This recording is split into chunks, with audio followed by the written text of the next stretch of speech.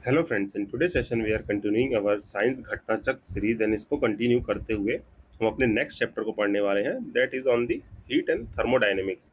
और अब तक के डिस्कशन में हम ऑप्टिक्स के चैप्टर को कंप्लीट कर चुके हैं। You can follow it from the playlist. ठीक, साइंस घटनाचक्र की प्लेलिस्ट है, उससे आप फॉलो कर सकते हैं। पैरेलली हम लोग इंडियन इकोनॉमी 2026 वाली घटनाचक्र है, इसको कंप्लीट कर रहे हैं। एंड अब तक आपको डिस्कशन का फॉर्मेट पता ही होगा।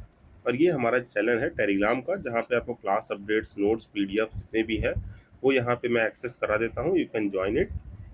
देन जो है कि आइए विदाउट फर्दर डिले हम अपने डिस्कशन को स्टार्ट करते हैं और जानते हैं कि ये हीट एंड थर्मोडायनेमिक्स का चैप्टर हमारे सिलेबस में रिलेवेंस क्या रखता है, इसमें क्या क्या चीज़ें पढ़नी होती है। कुछ बेसिक इंट्रो जानेंगे, basic intro about this chapter.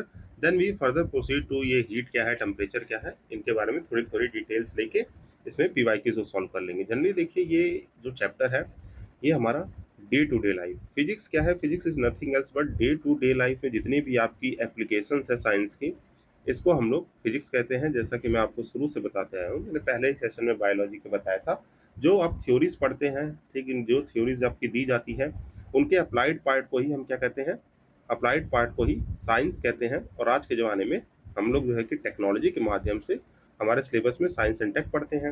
अब इसी तरीके से हीट एंड थर्मोडायनेमिक्स भी कुछ बेसिक कोर प्रिंसिपल्स हैं, लॉज हैं, जिसके माध्यम से हम क्या क्या समझते हैं कि ट्रांसफर ऑफ द हीट। अगर कुछ चीज़ है आपके डे टू डे लाइफ में कि कंडक्शन पढ़ना है आपको, कन्वेंशन पढ़ना है, रेडिएशन पढ़ना है, तो इनका यूज़ क्या है। जैसे रेडिएशन का यूज़ आपके, ठीक, ओवेंस हो गए, हमारा जो है कि आपका आता है ओवेंस के साथ साथ जो हमारे इंडक्शंस आते हैं, इंडक्शन कुकर्स आते हैं। ठीक, हीट को आपको समझना है तो हीट एंड टेम्परेचर को समझ के आपको प्रेशर के बारे में समझना है। ठीक, कि प्रेशर क्या काम करता है, हमारे प्रेशर इंक्रीज करेंगे किसी चीज़ में तो उसका बॉइलिंग पॉइंट इंक्रीज हो जाएगा, जिससे हमारे प्रेशर कुकर में फूड जो है इजीली कुक हो जाता है। तो ये सब चीज़ें हैं डे टू डे लाइफ में हीट एंड थर्मोडायनेमिक्स के बारे में पढ़ना है। और यहाँ पे कुछ बेसिक लॉ है, जैसे थर्मोडायनेमिक्स के दो लॉ है, first law and second law, और तीसरा आपको एंट्रोपी। इतनी चीज़ पढ़नी है। अब इसमें जो है कि मैक्सवेल्स लॉ ये सब जो है कि बहुत डीप तक नहीं जाना है, हमें थोड़ा थोड़ा बेसिक पढ़ना है, जिससे हमारे क्वेश्चन इजीली सॉल्व हो जाए। और इसमें जो है कि जो भी क्वेश्चन है वो इसी इसी के अराउंड घूमेंगे कि रेफ्रिजरेटर का कोर प्रिंसिपल क्या है। ठीक, रेफ्रिजरेशन में अगर रेफ्रिजरेटर का गेट खोल दे रूम के टेम्परेचर पे क्या होगा। ठीक, हमें जो है कि कैसे सेल्सियस से अपना फ़ारेनहाइट में कन्वर्ट कर सकते हैं, मीन्स टेम्परेचर कन्वर्जन कह लीजिए, या फ़ारेनहाइट से केल्विन में आ जाए, केल्विन से वापस सेल्सियस में आ जाए। तो ये सब कुछ क्या है, हमारी बेसिक बातें हैं। यहाँ पे इन्हीं सब चीज़ों से ये चैप्टर बना हुआ है। और हीट में बात करें तो आपको और भी जैसे कोर टॉपिक पढ़ने हैं, चेंज ऑफ स्टेट। अब चेंज ऑफ स्टेट का मतलब हो गया कैसे आप सॉलिड से लिक्विड आ रहे हैं, सॉलिड से लिक्विड आते हैं तो इसी को क्या कहते हैं, लेटेंट हीट ऑफ फ्यूजन होगा। लिक्विड से गैस जाएंगे तो इसको क्या कह देंगे, लेटेंट हीट ऑफ वेपराइजेशन कह देंगे।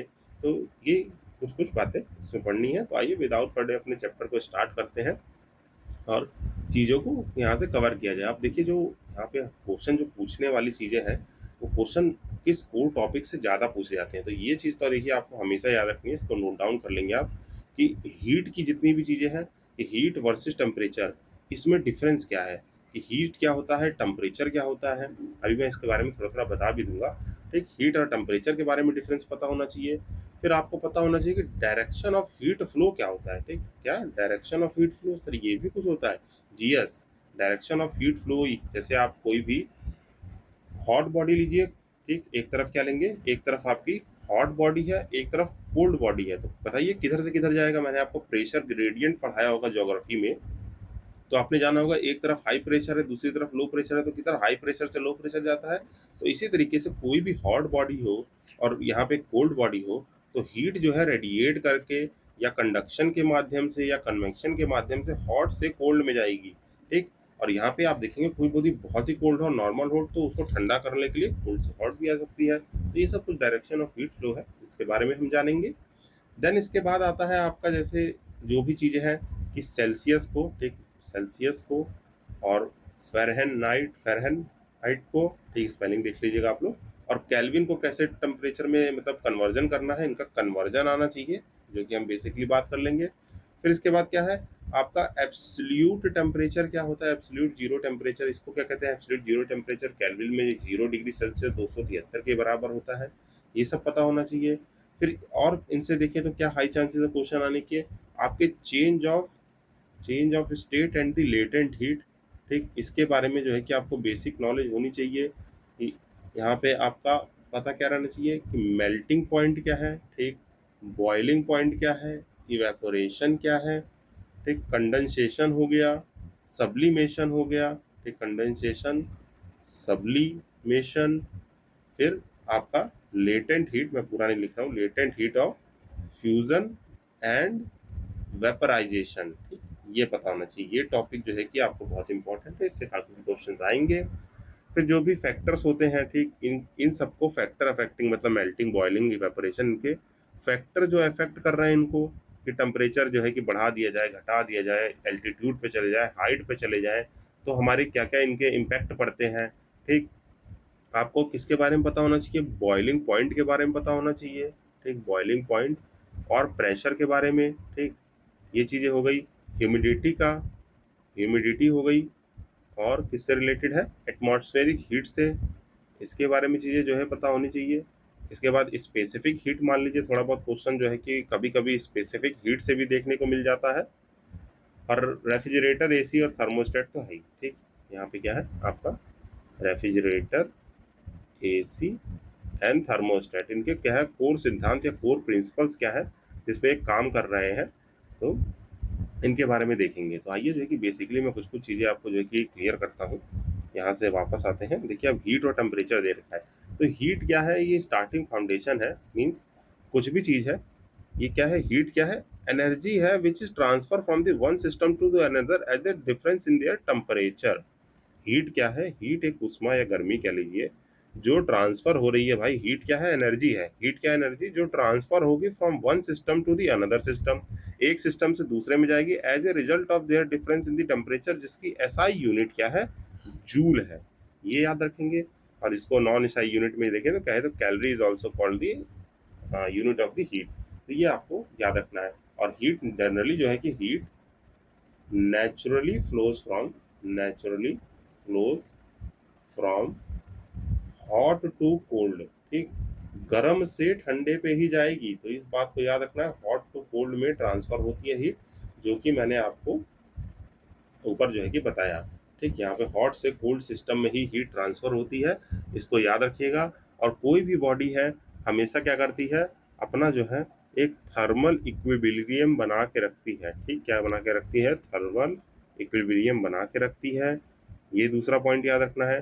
तीसरा पॉइंट क्या याद रखना है कि हीट जो होता है, heat is not equals to temperature. Temperature के बाद जो है, टेम्परेचर और हीट दोनों ही एक डिफरेंट चीज है। तो इसको आप ब्रीफली याद रखेंगे, आई होप। देन आते हैं, पढ़ते हैं आपका क्या है, टेम्परेचर क्या है। तो आई होप हीट समझ में आ गया। हीट क्या है, एक एनर्जी है जो एक सिस्टम से दूसरे सिस्टम में ट्रांसफर होती है उसके टेम्परेचर डिफरेंस की वजह से, ठीक, टेम्परेचर डिफरेंस की वजह से। अब इस टेम्परेचर को जानिए कि टेम्परेचर क्या है। तो टेम्परेचर आपका कहता है कि थर्मल स्टेट ऑफ ऑब्जेक्ट है जो इंडिकेट क्या करता है, किसी भी चीज का गर्माहट या हॉटनेस या coldness of the body and determines the direction of the heat flow. अब यहाँ देखिए टेम्परेचर डिसाइड कर रहा है कि what is the direction of the heat flow on the basis of what, their thermal state of object indicates, क्या करेगा, क्या वो बॉडी हॉट है या कोल्ड है। तो ये डिसाइड करेगा हमारा ट्रांसफर ऑफ हीट फ्लो क्या रहने वाला है, डायरेक्शन ऑफ हीट फ्लो। और heat always transfer from a higher temperature to a lower substance, जो कि लोअर टेम्परेचर की तरफ मूव करेगी। इसको आपको ब्रीफली याद रखना है, ठीक। यहाँ पे जो है कि अगर देखें मेजरमेंट ऑफ द टेम्परेचर की बात करें, यहाँ पे आपको डिफरेंट डिफरेंट जो है कि यूनिट्स दे रखी है, जैसे डिग्री सेल्सियस हो गया, केल्विन हो गया, या फ़ारेनहाइट हो गया। तो ये हमारे कुछ जो है कि टेम्परेचर कन्वर्जन दे रखे हैं। इनको आपको ब्रीफली जो है कि रेट को कन्वर्ट करना आना चाहिए। यहाँ पे आपका यहाँ पे कोर टॉपिक हो जाएगा, ठीक, इसको जो है कि याद रखेंगे। आइए इसके बारे में जो है कि जान लेते हैं। हमारा सिंपल सा बात है, यहाँ पे नोट डाउन कर लेंगे इसको, कि अगर देखिए हमें दे रखा है 0 डिग्री सेल्सियस, 0 डिग्री सेल्सियस से कितना होता है, 273.15 केल्विन होता है। ये ब्रीफली याद रखना है आपको, ठीक। और यहाँ पे यूनिट दिखाएं तो यहाँ पे अगर देखें तो केल्विन को हम लोग कैसे लिखते हैं, आपका डिग्री सेल्सियस प्लस 273.5, ये एक फॉर्मूला याद रख लेंगे। और दूसरा फॉर्मूला क्या है, दूसरा फॉर्मूला होता है आपका, सी देखें तो 5, आपका 5/9 F-32, ठीक। ये क्या होता है, सेल्सियस और फ़ारेनहाइट को कन्वर्जन करने का एक फ़ॉर्मूला है। बेसिकली इसको याद रखना है, इससे ज़्यादा आपको कुछ जो है इसमें जो है दिमाग नहीं लगाना है गाइस। यहाँ पे इससे जो है कि हमारा सारा काम हो जाएगा। बेसिकली जितना भी आपका काम होना है यहाँ पे इससे हो जाना है, ठीक। तो आई होप याद रखेंगे इसको, और ये सब जो है क्या पढ़ लेंगे तो क्या है क्या नहीं है। इसमें ऐसा कुछ लिखा नहीं हुआ, यहाँ पे आप लिखा होगा 0 डिग्री इतना है तो 100 डिग्री सेल्सियस इतना हो जाएगा केल्विन। इसको जो है केल्विन को सेल्सियस में देखें तो टेम्परेचर टी आपका कांस्टेंट रखा है। फ़ारेनहाइट को देखें तो आपका दिस सेल्सियस 5 को मैंने आपको यहाँ पे यही कर दिया है, 5/9 कर दिया है। अगर फ़ारेनहाइट में लिखेंगे तो उल्टा कर देंगे, 9/5 डिग्री सेल्सियस प्लस 32 कर देंगे, ये फ़ारेनहाइट में हो जाएगा। और इसका ही यूज़ करके आपके क्वेश्चन सॉल्व होते हैं। फिर इसके बाद जो है कि बेसिक बातें हैं कि हीट करने पे देखिए क्या कह रहा है, temperature effect on the matter on the heating. किसी गिवन प्रेशर पे एक सॉलिड में चेंज इन द लिक्विड, इसी को क्या कहेंगे हम लोग, liquid to the gaseous state, जिसे वेपराइजेशन और बॉइलिंग, इसको मेल्टिंग कहते हैं। सॉलिड अगर लिक्विड में जा रहा है तो इसे क्या कहेंगे, मेल्टिंग। लिक्विड अगर गैसियस में जा रहा है तो इसे वेपराइजेशन या बॉइलिंग कह देंगे। कूल होने पे लिक्विड को क्या करेंगे, गैस से लिक्विड में आ रहा है, गैस से कहा लिक्विड में आ रहा है तो कंडेंसेशन कह देंगे। लिक्विड से सॉलिड में जा रहा है तो फ्रीजिंग कह देंगे। मेल्टिंग है, मेल्टिंग क्या प्रोसेस है, आपका कन्वर्जन ऑफ दिस हीट। यहाँ पे ये आपका जो है कि टेम्परेचर डिफरेंस इन सबकी वजह से होता है। क्वेश्चंस में इनको और अच्छे से कर लेंगे। ठीक इसी तरीके से आपका जो है दिया हुआ है कुछ जगह, मेल्टिंग पॉइंट ऑफ वैक्स का देखें तो 60 डिग्री सेल्सियस है, और यही आयरन का देखें तो आपका 1538 डिग्री सेल्सियस है। ठीक, आप यहाँ पे आप कमेंट करके बताएंगे सबसे हाईएस्ट टेम्परेचर जो है मेटल का किस में होता है, कि सबसे हाईएस्टली जो है what is the temperature of metal जिसका मेल्टिंग पॉइंट सबसे हाईएस्ट है। देन बॉइलिंग है, बॉइलिंग में देखिए तो इथेनॉल इतने पे हो जाता है। वाटर जो है कितने 100 डिग्री सेल्सियस पे होता है। मरकरी जो है कि आपका 375 डिग्री सेल्सियस पे होता है। कंडेंसेशन का मतलब हो गया कोई भी फिजिकल कंडीशन है, गैस से लिक्विड में आना, मीन्स जो गैसियस वेपर है इनका कंडेंस होके कूल डाउन होके इनका लिक्विड में वापस कन्वर्ट होना, ये आपका वेपराइजेशन कहलाता है। और यही आप फिनोमेना देखते हैं किसमें, रेन में क्या होता है, आपके इवेपोरेशन टेक प्लेस करती है, वेपर्स बनते हैं, वो क्लाउड फॉर्मेशन करते हैं। ठीक, अब ये क्लाउड फॉर्मेशन कंडेंस जब हो जाते हैं तो इनका एक टेम्परेचर आता है, फिर उसके बाद जो है ये वाटर ड्रॉपलेट्स के फॉर्म में रेन की तरह ड्रॉप कर जाते हैं on the earth surface. You must remember this. Then आगे बढ़ें इसमें तो हमारा जो है कि फ्रीजिंग क्या है, बेसिक चीज़ है, क्वेश्चन में पढ़ लेंगे कि कैसे 0 डिग्री सेल्सियस पे आपका वाटर का 0 डिग्री सेल्सियस होता है, कन्वर्जन हो जाता है लिक्विड का आपका किसमें, सॉलिड में, जैसे वाटर का आइस में कन्वर्ट होना। लेटेंट हीट क्या है, इसको जो है थोड़ा देख लेंगे। लेटेंट हीट क्या है, लेटेंट हीट क्या है, during a change of A state heat जो है ट्रांसफर हो रही है without the change in the temperature. Heat कैसे ट्रांसफर हो रही है, without the change in the temperature. एक प्रोसेस है जहाँ पे amount of heat per unit mass, ठीक, कहाँ per unit mass transfer during the change of the state without the temperature change, इसी को हम लोग कहते हैं लेटेंट हीट। अब ये फ्यूजन का होता है और वेपराइजेशन, फ्यूजन का मतलब बेसिकली मेल्टिंग और फ्रीजिंग कह लेंगे, वेपराइजेशन को बॉइलिंग और कंडेंसेशन के रूप में देख लेंगे। ठीक, तो आप आइए इसको जो है कि बेसिकली जो है देखा जाए तो लेटेंट हीट ऑफ फ्यूजन क्या होता है कि energy required to converted solid into liquid, ठीक, सॉलिड को लिक्विड में करना है और vice versa is called the latent heat of fusion. और लेटेंट फ्यूजन क्या होता है, आइस का कितना होता है 3.34 इंटू 10 टू द पावर आपका जूल पर केजी होता है। ठीक, ये यहाँ की latent heat of fusion of ice है। वेपराइजेशन देखें तो लिक्विड को वेपर में और वाइस वर्सा कर देना, ये हमारा लेटेंट हीट ऑफ जो है कि क्या कहलाता है, वेपराइजेशन। और वाटर का देखें तो eight the 100 degree Celsius temperature कितना हो, 100 डिग्री सेल्सियस, 1 ATM का क्या है, एटमॉस्फेरिक प्रेशर, ये प्रेशर की यूनिट है। ठीक, ये प्रेशर की यूनिट है।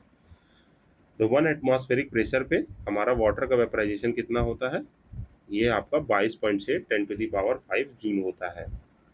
और बाकी जितनी चीज़ें लिखी हैं हम क्वेश्चंस के थ्रू कर लेंगे कि वाटर जो है वेपर में होता है तो लेटेंट हीट क्या होती है, एब्जॉर्ब होती है। ठीक, when the water turns into the vapour it absorbs the latent heat by experiment it has been observed that burning from the steam is more severe than the burning from the boiling water. ऐसा क्यों कहा जाता है कि latent heat ज़्यादा है। अगर आप जो है कि देखें आपके ऊपर जो है कि थोड़ा बॉइलिंग वाटर गिरे तो आप फिर भी नॉर्मल रहेंगे, पर एक स्टीम हो वो अगर अचानक से हाथ पे लगे तो आपको थोड़ा ज़्यादा जो है कि हीट महसूस होती है। तो दैट्स वाई आपको लेटेंट हीट, कि ये लेटेंट हीट की वजह से ही होता है कि यहाँ पे लेटेंट हीट वाटर वेपर की ज़्यादा होती है। और ये सब जो है बेसिकली देख लिया जाएगा। सब्लिमेशन क्या है, सॉलिड को जो है कि डायरेक्टली गैस में कर देना, ठीक है, हम बचपन से पढ़ते आए हैं। ये आपको फिजिकल स्टेट ऑफ मैटर में बताया था कि किसी भी चीज़ का कन्वर्जन जो है कि डायरेक्टली सॉलिड से गैस में कन्वर्ट करना, इसको हम लोग सब्लिमेशन कहते हैं। फिर डायरेक्टली गैस को सॉलिड में कर देना, इसे क्या कहते हैं, डिपोजिशन कहते हैं। ठीक, सब्लिमेशन तो क्या हो गया, गैस को आपने डायरेक्टली कर दिया, सॉलिड को जो है कि गैस में कर दिया, उसे सब्लिमेशन। और इसी गैस को वापस से सॉलिड में कर दिया तो इसे क्या कह लेंगे, डिपोजिशन कह लेंगे। इवेपोरेशन तो आपको बचपन से पढ़ते आ रहे हैं, कूलिंग ऑफ इवेपोरेशन क्या है। तो ये सब बेसिक कॉन्सेप्ट है जिनके बारे में हमें थोड़ा इतना ही जानना है बेसिकली। और आइए आप बस ये दो लॉज हैं, आप थर्मोडाइनमिक्स के दो लॉज को जान लीजिए। पहला लॉ क्या कहता है, फर्स्ट लॉ, ठीक, एक minute guys, let me decrease the size of this pen. So basically हमारा पहला लॉ जो है कि आपका फर्स्ट लॉ कहता है थर्मोडायनेमिक्स का कि energy can not be created. क्या है पहला लॉ, क्या है, energy can not be created, ठीक, और डिस्ट्रॉयड। ये जो है कि दोनों ना क्रिएट की जा सकती है ना डिस्ट्रॉय की जा सकती है। इट ओनली चेंजेस फॉर्म, ठीक, इट ओनली चेंजेस फॉर्म। तो यही इस लॉ का कोर बेसिक आइडिया है। ठीक, एग्जैक्ट जो है कि लॉ की डेफिनेशन जो है कि किताबों में देख लेंगे। हमारा बस यही जानना है कि फर्स्ट लॉ जो है कि इस सिद्धांत पे काम करता है भाई कि क्या है, एनर्जी ना तो क्रिएट की जा सकती है ना डिस्ट्रॉय की जा सकती है। यही है आपका Q is equals to delta U plus W दिया जाता है इसका फॉर्मूला। ये बेसिकली आप याद रख लेंगे, यही आपका फर्स्ट लॉ है कि हमें हीट सप्लाइड कितनी होगी, इंटरनल एनर्जी कितनी है, वर्क डन कितना है। ठीक, तो ये हमारा जो है बताता है कि इंटरनल एनर्जी वर्क डन कितना है। बाकी कोई क्वेश्चन आएगा तो वहाँ पर और स्पेसिफिकली मैं समझा दूंगा। फिर इसके बाद जो है कि सेकेंड लॉ क्या कहता है, सेकेंड लॉ बेसिकली क्या कहता है कि natural of heat of transfer जो है कि आपका रहता है होल्ड सपोर्ट तक। कोर आइडिया यही है, सेकेंड लॉ का कोर आइडिया क्या है कि नेचुरल हीट ट्रांसफर जो है, नेचुरल हीट ट्रांसफर कैसे होगा, फ्रॉम हॉट टू कोल्ड। ठीक, और जो भी एनर्जी ट्रांसफॉर्मेशन है and energy transformations, energy transformations involve क्या करती है, इट इन्वॉल्व दी डिसिपेशन और एंट्रोपी इंक्रीज। ठीक, ये जो है एंट्रोपी का इंक्रीज करता है, चेंज इन एंट्रोपी को। और एंट्रोपी क्या होती है, सिंपल सी बात है, एंट्रोपी आपका बेसिकली होता है measure of disorder, measure of disorder.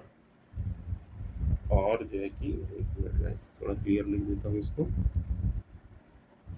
Entropy is basically what, measure of disorder और unavailability, unavailability,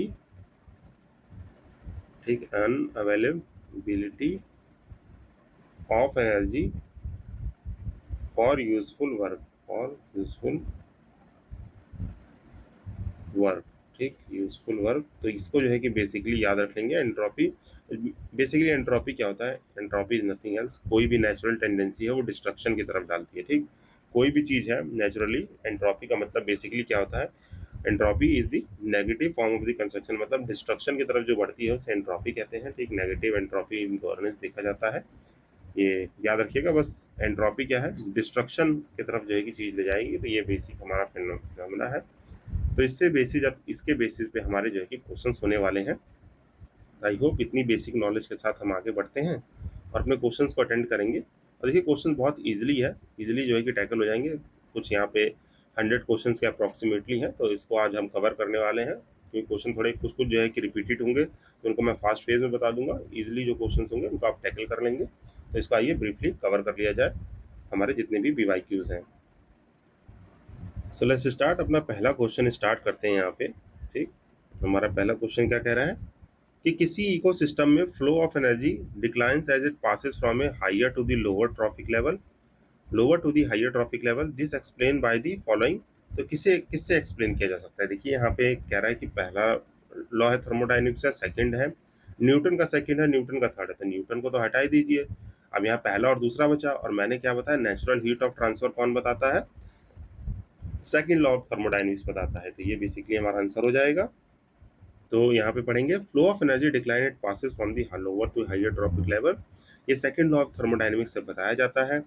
second law of thermodynamics explain क्या करता है कि एनर्जी ट्रांसफर और transform more and more of it wasted. That means कोई भी activity energy जो है कि transformation accomplish by dissipation of the energy, और एनर्जी डिक्रीज करती है एक ट्रॉपिक लेवल से और to the next trophic level, because energy is lost as the metabolic heat transfer of the energy when the food energy passes from herbivore to carnivore। ये 10% law है, इसको याद करिए। इन्वायरमेंट में आप एक 10% लॉ पढ़ते हैं कि किसी भी ट्रॉपिक लेवल से ऊपर जाएंगे तो 10% ही एनर्जी ट्रांसफर हो पाती है। ठीक, ये बेसिकली लॉ है। ये हमारा सेकंड थर्मोडायनेमिक्स लॉ जो है कि क्या बेसिकली स्टेट करता है, किसी भी लोअर से हायर ट्रॉपिक लेवल में कोई एनर्जी ट्रांसफर हो रही है तो वहाँ लॉस ऑफ हीट और जो है कि डिसिपेशन टेक प्लेस करता है। जैसे फूड का एग्जांपल ले या मेटाबॉलिक हीट ट्रांसफर ले, तो हमारे हायर से लोअर से हायर ट्रॉपिक लेवल में 10% ट्रांसफर होती है। तो ये आप बेसिकली याद रखेंगे, और इसमें एज सच कुछ साइंस है नहीं। तो I hope second law of thermodynamics आपको क्लियर हो गया होगा। और देखिए एमपी पीसीएस का 2023 का क्वेश्चन है। पीसीएस एग्जाम में जितने भी हमारे पीएससी एग्जाम, चाहे यूपी का हो चाहे एमपी हो, ठीक, चाहे बिहार पीसीएस हो, बेसिक क्वेश्चन ही थर्मोडायनेमिक्स से पूछे जाएंगे। आपके 11th 12th की कोर जो है कि फिजिक्स यहाँ पे काम नहीं आएगी।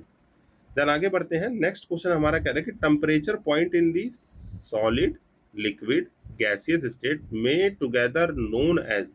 अब यहाँ पे ये तीनों टेम्परेचर मैंने अभी कभी पिछले सेशंस में जो है कि आपको बताया है, एक ट्रिपल पॉइंट नाम की चीज होती है। अभी ट्रिपल पॉइंट क्या होता है, जहाँ पे आपका सॉलिड, लिक्विड, गैस तीनों ही होल्ड करता है, तो इसे हम लोग ट्रिपल पॉइंट कहते हैं। जैसे temperature point eight which these three state of matter, solid, liquid, gaseous, may hold together is called the triple point। In thermodynamics एक सब्सटेंस ट्रिपल पॉइंट पे एक यूनिट कॉम्बिनेशन ऑफ टेम्परेचर और pressure देता है, जहाँ पे ये एक थर्मोडायनेमिक इक्विलिब्रियम में रहते हैं। यहाँ पे जो भी कोएग्जिस्ट कर रहे हैं ये थर्मोडायनेमिक इक्विलिब्रियम में रह रहे हैं। फॉर एग्जाम्पल, ये triple point of the water has been assigned a value of 273.6 degree kelvin, जिसे हम जो है कि क्या कहते हैं 32 डिग्री फ़ारेनहाइट या 1.01 डिग्री सेल्सियस कह दे, at the partial vapour pressure of the this pascal. यहाँ पे हम मिलीबार या इतना जो है कि एटमॉस्फेरिक प्रेशर, आप देखिए एक एटमॉस्फेरिक प्रेशर में कितने बार होते हैं, पास्कल होते हैं। कन्वर्जन रेट फिजिक्स के पहले चैप्टर में ही हमने पढ़ा था। कहाँ पढ़ा था? फिजिक्स के पहले चैप्टर में। ठीक, आपको फिजिक्स के पहले चैप्टर में देखने को मिला था ये। तो इसको आप जो है कि बेसिकली याद रखेंगे कि ये सब चीज़ें क्या है। हमने कन्वर्जन वाला जो चैप्टर है उसको आपको रटना है। कन्वर्जन ऑफ यूनिट्स वाला, एसआई यूनिट्स वाला जो चैप्टर पढ़ा है, कन्वर्जन ऑफ यूनिट, जिसमें एसआई यूनिट्स पढ़ी थी, वो आपको याद रहना चाहिए गाइस, क्योंकि उससे क्वेश्चंस बनेंगे आपके। ठीक, तो आई होप ये चीज़ आपको क्लियर हो गई होगी। फिर आगे बढ़ते हैं। ठीक, हीट ट्रांसफर कह रहे हैं does not require a medium is called. जो मीडियम ना रिक्वायर करे तो उसे क्या कहते हैं? रेडिएशन। आप देखिए कंडक्शन, रेडिएशन, रिफ्लेक्शन, कन्वेक्शन होता क्या है? रिफ्लेक्शन तो उदाहरण है, कोई भी चीज जो है कि किसी सरफेस पे पड़ रही है, प्लेन मिरर पे, या उसे जो है कि रिफ्लेक्शन का एग्जांपल अपने ऑप्टिक्स वाले चैप्टर में चढ़ा तो रिफ्लेक्शन पता होगा। कंडक्शन क्या है? जिसे माध्यम चाहिए, ठीक, जो है कि आपकी जो है कि फिजिकल बॉडी टच हो। कन्वेक्शन हो जाएगा, थोड़ा गैप रहे तब भी काम चल जाएगा। रेडिएशन क्या है? आपके वेव्स के थ्रू, एनर्जी वेव के थ्रू चीज़ें जो है ट्रांसफर होती है। तो रेडिएशन जो है प्रोसेस है जहाँ पे थर्मल एनर्जी ट्रांसफर होगी इलेक्ट्रोमैग्नेटिक वेव से without requiring a medium. Medium की रिक्वायरमेंट होगी नहीं, अनलाइक द कंडक्शन और कन्वेक्शन। रेडिएशन को आप कोई एयर वाटर का जो है मीडियम ट्रैवल के लिए नहीं चाहिए। Transfer the heat across a vacuum like space between the sun and the earth. जो सन एनर्जी है ट्रैवल करती है vacuum of the space to warm the earth via radiation. तो अर्थ जो है कैसे वार्म हो रहा है? सन से रेडिएशन के थ्रू वार्म हो रहा है। कंडक्शन का एग्जांपल ले तो जैसे आपका क्या है, इंडक्शन है, ये इंडक्शन बना लेते हैं। ठीक, ये क्या है हमारा इंडक्शन, यहाँ पे जानेंगे सर्कल सा बना रहता है, इस पे कोई कुकर या कुछ आप रखते हैं, इंडक्शन कुकर, तो वो क्या है? कंडक्शन का एग्जांपल है। कन्वेंशन जो है कि हीट है, आप यहाँ खड़े हैं और ब्लोअर से हीट आ रही है, और यहाँ पे खड़े हैं तो आपके पास एक एयर का मीडियम है जिससे आपको हीट लग रही है। तो ये जो है क्या है? ये हीटर है। ठीक, हीटर से जो है हीट निकल रही है और यहाँ इंसान खड़ा है, तो ये आपका कन्वेक्शन हो गया। रेडिएशन आपका कोई मीडियम नहीं है। तो transfer of heat of conversion take place, तो कैसे? गैसियस और लिक्विड मीडियम से ट्रांसफर कर सकता है। कन्वेक्शन क्या है? Mode of heat transfer, actual motion of matter, जहाँ पे लिक्विड और सॉलिड मतलब इट पॉसिबल है फ्लूइड और गैसियस स्टेट में। कन्वेंशन को भी नेचुरल फोर्स मीन जहाँ पे नेचर फोर्स के थ्रू जो है कि हो सकता है। तो ये आप ब्रीफली याद रखेंगे। कोई लिक्विड है रिमेन्स हॉट और cold for a long time in the thermos flask because there is no loss and gain of heat by. तो यहाँ पे आपका कंडक्शन, कन्वेक्शन, रेडिएशन तीनों ही चीज सही होगा। कि कोई भी, जैसे आप थर्मोफ्लाक्स, क्या होता है थर्मोफ्लाक्स? आपने देखा होगा कुछ इस तरह के फ्लैक्स जो आप लैब में देखेंगे, सॉरी गलत बन गया कुछ ज़्यादा ही। तो थर्मोफ्लास्क इस इस तरह की चीज़ें होती हैं जो थर्मोफ्लास्क होते हैं। तो उसमें जो है कि आप देखने मिलेंगे एक वैक्यूम गैप होता है बिटवीन द इनर चैम्बर और जो है कि आउटर वॉल में, तो no gain of loss of the heat होता है by the conduction convection radiation. इस वजह से लिक्विड रिमेन्स हॉट और cold for a long time in the thermoflask. तो थर्मोफ्लास्क में वो बहुत देरी तक रहता है। जैसे आपका कह दे तो थर्मोफ्लास्क मैंने ये तो फ्लास्क लिखा है बना के, ये जो आपने हमने थर्मोस्टेट बॉटल दी जो स्टील की बॉटल्स देखते हैं जिसमें आपको पानी गर्म रहता है लॉन्ग टर्म के लिए, तो बेसिकली वही एग्जांपल है ये हमारे थर्मोफ्लास्क का, जो स्टील वाली बॉटल होती है जिसमें आप खरीदे तो कौन सी कहते हैं, सेलो की हो गई या जो भी आप कोई भी ब्रांड की देखें तो। सो ये हमारा होता है थर्मोफ्लास्क। देन जो है कि steam at the 100 degree Celsius causes more severe burn than the water vapour at the gas, हाँ water at the same temperature. क्यों? स्टीम गैस होती है, स्टीम प्रोवाइड मोर हीट। ठीक, और नेक्स्ट क्या कह रहा है कि ये स्टीम जो है कि हाईली कम्बस्टिबल होती है, मोर प्रेशर पे होती है। तो मैंने क्या बताया, स्टीम की लेटेंट हीट ज़्यादा होती है। ठीक, ऊपर बताया तो स्टीम प्रोवाइड मोर हीट, तो मोर हीट किस लिए है, उसकी लेटेंट हीट की वजह से। यहाँ पे steam eight 100 degree causes more severe burn जो है कि वाटर से सेम टेम्परेचर पे, क्योंकि प्रोवाइड करता है मोर हीट। बॉइलिंग वाटर है 100 डिग्री से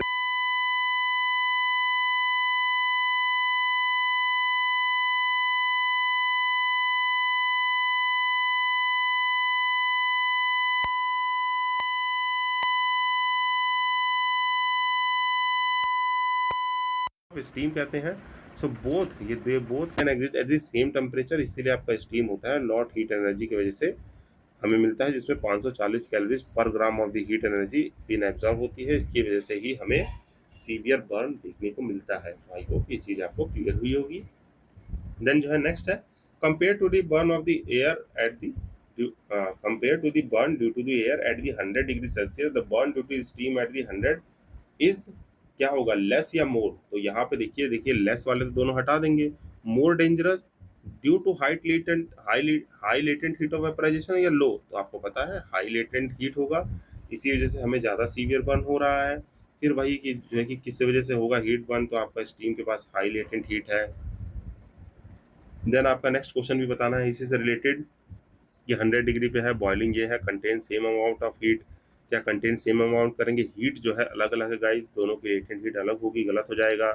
fusion of ice means latent heat जो है आइस का is equal to the latent heat of vaporisation of water, ये भी गलत है। हीट का लेटेंट हीट का फ्यूजन अलग चीज़ है। फ्यूजन क्या है, सॉलिड से लिक्विड बनाना, और वेपराइजेशन क्या है, लिक्विड से गैसेस बनाना। तो दोनों की लेटेंट हीट अलग है, मैंने ऊपर ही पढ़ाया था, कुछ समथिंग था, अभी वैल्यू देख लेंगे। फिर कह रहा है कि इन एयर कंडीशनर जो heat accepted from the room temperature at the evaporator coils is ejected out by the condenser coil. तो यस ये करेक्ट है। और यहाँ पे आपको एसी का जो है कि क्या रहना चाहिए, यहाँ पे जो हमारा एसी होता है उसका बेसिकली आपको 1 minute guys, sorry for this disruption. तो यहाँ पे अ, हमें एसी के वर्किंग प्रिंसिपल के बारे में पता होना चाहिए कि एसी का स्ट्रक्चर क्या है, कि उसमें जो है आपका इवेपोरेटर कॉइल्स होते हैं, ठीक, अंदर बाहर जो है कि यूनिट लगी होती है। कंडेंसर ये क्या है, स्प्लिट एसी का है। कंडेंसर जो है कि देखिए तो आपको जो विंडो एसी होते हैं उनका वर्किंग प्रिंसिपल थोड़ा सा इससे अलग होता है। तो यहाँ पे बेसिकली देखिए तो थर्ड करेक्ट आंसर है। तो आप इसको जो है कि बेसिकली देख लेंगे कि स्टीम का जो है कि 540 कैलोरी ज़्यादा लगता है। हीट क्या है आपकी, fusion of ice 80 calories per ग्राम है, और वाटर का कितना है 540 कैलोरी पर ग्राम। एयर कंडीशनर में हीट एक्सट्रैक्ट होती है रूम टेम्परेचर पे इवेपोरेटर कॉइल पे, और एक्सट्रैक्ट होती है कंडेंसर कॉइल पे। देन सेम है क्वेश्चन, रिपीटेटिव है, यू कैन डू इट। ठीक, यहाँ पे क्या क्या लेटेंट हीट है। अब ये क्वेश्चन है कि what is the correct relationship between the Fahrenheit और सेल्सियस। देखिए मैंने आपको याद करा दिया, फ़ारेनहाइट और सेल्सियस में 9/5 प्लस और माइनस का होगा। तो फ़ारेनहाइट देखिए यहाँ पे सेल्सियस लिखा है, यहाँ फ़ारेनहाइट है, तो यहाँ पे सेल्सियस वाले मैंने क्या बताया था, यहाँ पे सिंबल माइनस का होना चाहिए था, तो इसलिए गलत हो जाएगा। पर ये वाला रिलेशन सही है, इसको जो है कि जस्ट अपोजिट कर दिया है, तो यहाँ प्लस है, तो सी इज द करेक्ट आंसर। और ये दोनों गलत है, क्योंकि ये जो है 7.3 केल्विन का रिलेशन है, ना कि हमारा इसका।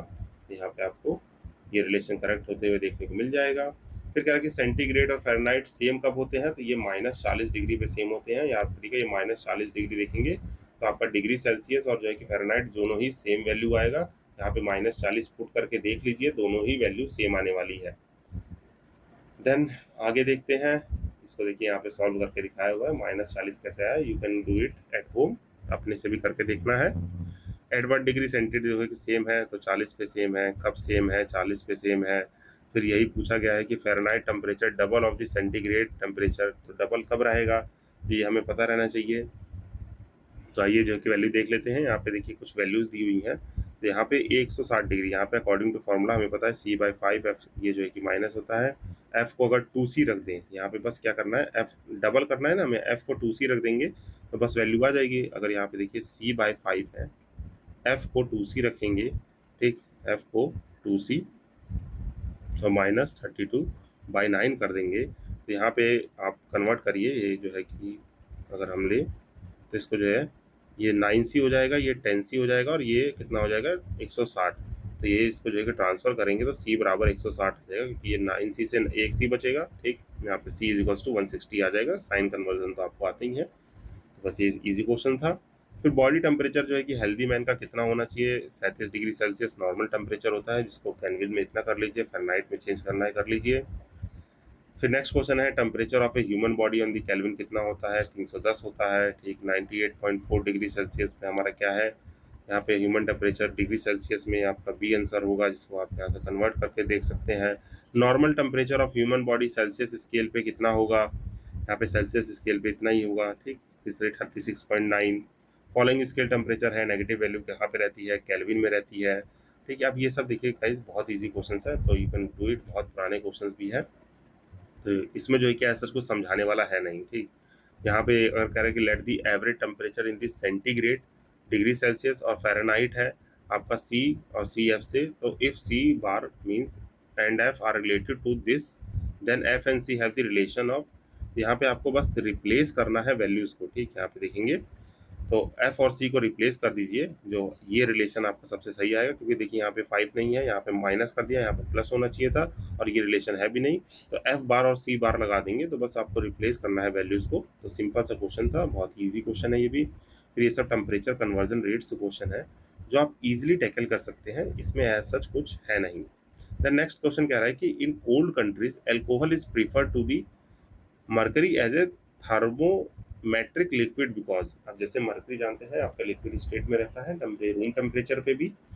तो ये आपका कह रहा है कि थर्मोमेट्रिक लिक्विड जो है अल्कोहल को लिया जाता है कोल्डर रीजन में। इसका रीजन क्या है, क्योंकि अल्कोहल का लोअर फ्रीजिंग पॉइंट होता है, ठीक। अल्कोहल का क्या होता है, लोअर फ्रीजिंग पॉइंट होता है, that's why it is chosen as the आपका थर्मोमेट्रिक लिक्विड। तो यहाँ पे देखिए कि there are lots of reason using the alcohol than the mercury as a thermometric liquids, क्योंकि अल्कोहल के पास एक लो फ्रीजिंग पॉइंट होता है अराउंड दी -112 डिग्री सेल्सियस, इसीलिए सुटेबल है to record very low temperature.